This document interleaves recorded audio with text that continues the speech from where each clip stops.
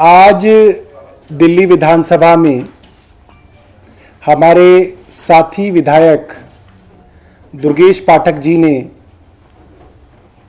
एक बड़ी जानकारी पूरे सदन को दी और सदन के माध्यम से आप सबको दी। और जानकारी ये है कि दिल्ली के उपराज्यपाल श्री विनय सक्सेना जी दिल्ली के उपराज्यपाल बनने से पहले KVIC khadi village industries commission के चेयरमैन थे और जब 2016 में 8 नवंबर को प्रधानमंत्री जी ने देश में नोटबंदी का ऐलान किया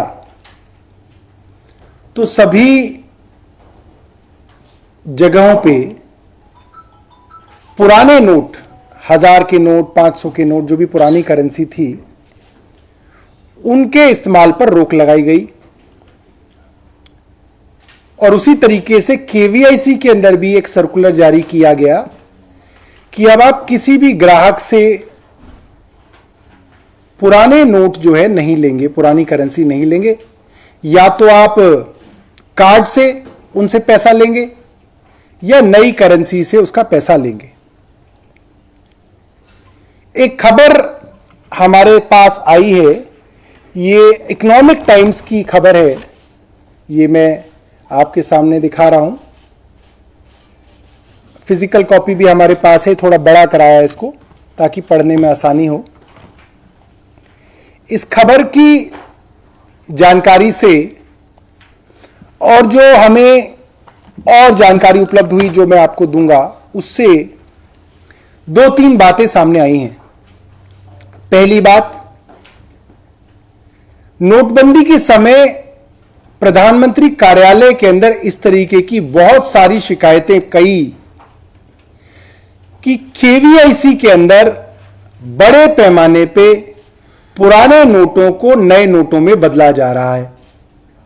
अब ये बात हम सब समझते हैं कि पुराने नोट बदलने के आपके पास बैंक का ऑप्शन होता है। अगर आपके पास वैध पैसा है, आपका वाइट का नॉन सोर्सेज से कमाया हुआ आपके पास पैसा है, चाहे वो कैश हो, तो आप बैंक में जा सकते हैं। आप कह सकते हैं साहब मेरे पास 5 लाख रुपया था या 10 लाख रुपए था या 22 लाख रुपए था, ये मेरा इन सोर्सेज से कमाया हुआ पैसा है, आप मेरा बैंक में कन्वर्ट कर दें। और अगर नहीं था तो फिर अलग अलग तरीके से लोग इनको बदलवा रहे थे। कंप्लेंट यह हुई कि केवीआईसी के अंदर इस तरीके से पुराने नोटों को नए नोटों से बदला जा रहा है और उसके लिए एक जांच निर्धारित हुई। जब जांच हुई तो यह पता किया कि भाई बैंक के अंदर पुराने नोट किसने जमा कराए, और इसके अंदर केवीआईसी के हेड कैशियर के नाम आए। एक हैं प्रदीप यादव और दूसरे हैं संजीव कुमार। दोनों के बयान उस इंक्वायरी के अंदर लिखित में दर्ज हुए और दोनों कैशियर्स के बयान एक ही बात पे हैं। अब वो बयान क्या है? वो बयान ये है कि केवीआईसी केजी मार्ग के जो फ्लोर इंचार्ज थे अजय गुप्ता, और जो वहां पे बैंक के वो ब्रांच के जो मैनेजर थे, केवीआईसी के वहां के जो मैनेजर थे A.K. गर्ग, उन्होंने इन कैशियर्स को डराया धमकाया और उन्होंने कहा कि यह पैसा उस वक्त के केवीआईसी के चेयरमैन का है। और वो चेयरमैन कौन थे? वो चेयरमैन थे उस समय के V.K. सक्सेना जी, जो आज दिल्ली के उपराज्यपाल हैं। तो कुछ साधारण से सवाल इसके अंदर पैदा होते हैं। एक कैशियर है जिसने पैसा जमा कराया, वो छुट्टी पे गया तो उसकी जगह दूसरा कैशियर लेके आए, उसने पैसा जमा कराया।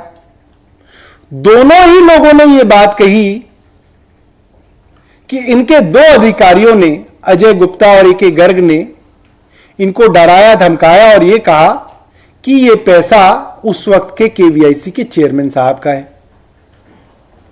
तो इसकी जांच जो है किसी इंडिपेंडेंट एजेंसी से होनी चाहिए। अगर चेयरमैन के ऊपर यह आरोप है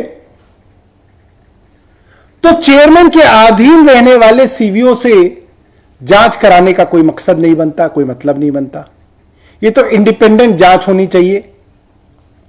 और यह बड़ा मामला इसलिए बन जाता है क्योंकि वो समय था जब गरीब लोग घंटों लाइन में लग के अपने 2,500 रुपए बदलवा पाते थे। मुझे जहां तक याद है वो लिमिट कभी 500 होती थी, कभी 1000 होती थी, कभी 2,500 होती थी। और ऐसे समय में खादी जैसे बहुत ज्यादा सम्मान के साथ, जिनके साथ महात्मा गांधी का नाम जुड़ता है, ऐसे संस्थान में अगर इस तरीके की गड़बड़ी हुई है तो उसकी बड़ी जांच और इंडिपेंडेंट जांच होनी चाहिए। मैं आपको सबके लिए ये जो इनके स्टेटमेंट है वो पढ़ के सुना देता हूं।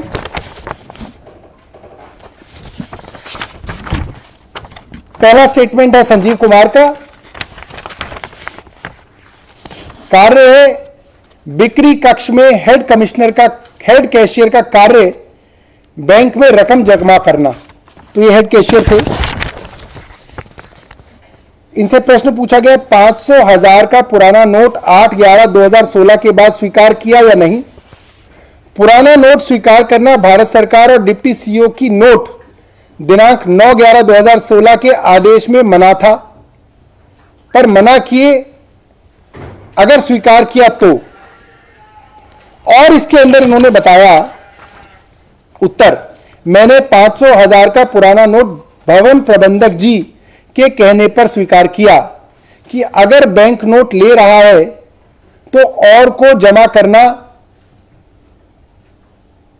यह चेयरमैन जी का आदेश है।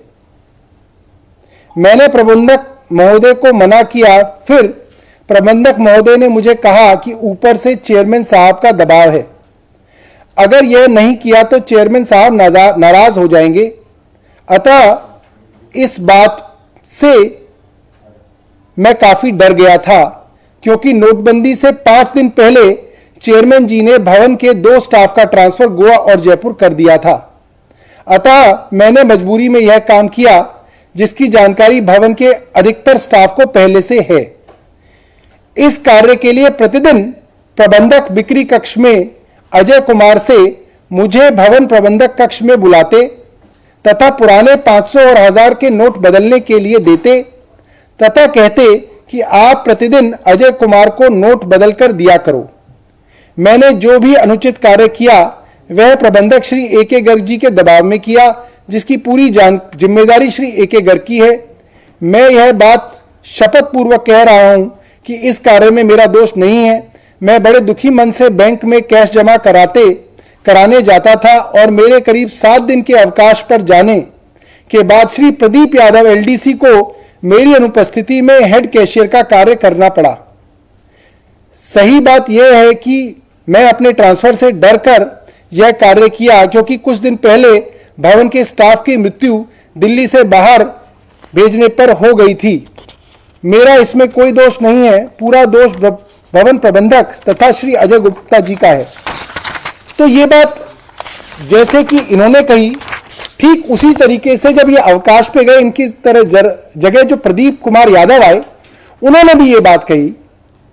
उन्होंने कहा संजीव कुमार मलिक के अवकाश पर जाने पे आप कैशियर का कार्य किया या नहीं, उनसे सवाल पूछा गया तो उन्होंने बोला हां कार्य किया। फिर उनका उत्तर है नोटबंदी 9/11/2016 के बाद हमने ग्राहक से पुराने नोट स्वीकार नहीं किए। जो भी नोट जमा हुए वे काउंटर कैशियर के द्वारा जमा किए गए। नए नोट हेड कैशियर के पास जाते थे। इसके बाद वह नोट श्री ए.के. गर्ग साहब के आदेश अनुसार श्री अजय कुमार गुप्ता के द्वारा हेड कैश कैबिन में बदले जाते थे। इसके बाद उन नोटों को कैशियर बैंक में जमा करते थे। श्रीमान प्रबंधक श्री ए.के. गर्ग ने हेड कैश पर काम करने के 1 दिन पहले शाम को अपने कैबिन में बुलाकर हमें नोट बदलने के लिए कहा था। तो हमने कहा सर कोई परेशानी ना हो, तो उन्होंने कहा कि यह चेयरमैन साहब का है, चिंता की बात नहीं है, हम हैं, कोई बात नहीं। यह कार्य कैशियर के प्रेशर देकर कराया गया। श्री गर्ग साहब ने कहा पहले से भी जमा हो रहा है, चिंता का कोई कारण नहीं है। श्री अजय गुप्ता जी जाएंगे, जैसा कहें वैसा कर लेना। इसके बाद श्री अजय गुप्ता जी ने पुराने नोट लेकर आते थे और नए नोट ले जाते थे। हेड कैशियर पुराने नोट को बैंक में जमा करा देते थे। यह कार्य धमकी के साथ कहा जाता था। तो ये बैंक के अंदर जमा कराने वाले जो कैशियर्स थे, जो केवीआईसी के हेड कैशियर थे, और उनकी छुट्टी पे जाने के बाद जो दूसरे आए, उनकी जो स्टेटमेंट है वो बिल्कुल बराबर है, बिल्कुल समान है। और दोनों में यह कहा जाता है कि अजय कुमार गुप्ता और ए.के. गर्ग ने दबाव बनाया और उनको साफ लफ्जों में कहा कि यह चेयरमैन साहब का है और चेयरमैन साहब का आदेश है, और इस आदेश की वजह से उन्होंने ये किया। हमारी ये मांग है कि इसकी इंडिपेंडेंट जांच होनी चाहिए और ऐसे अफसरों से जांच करानी चाहिए जो किसी भी ऊंचे स्तर पे बैठे हुए चेयरमैन साहब के दबाव में ना आए। बहुत बहुत धन्यवाद।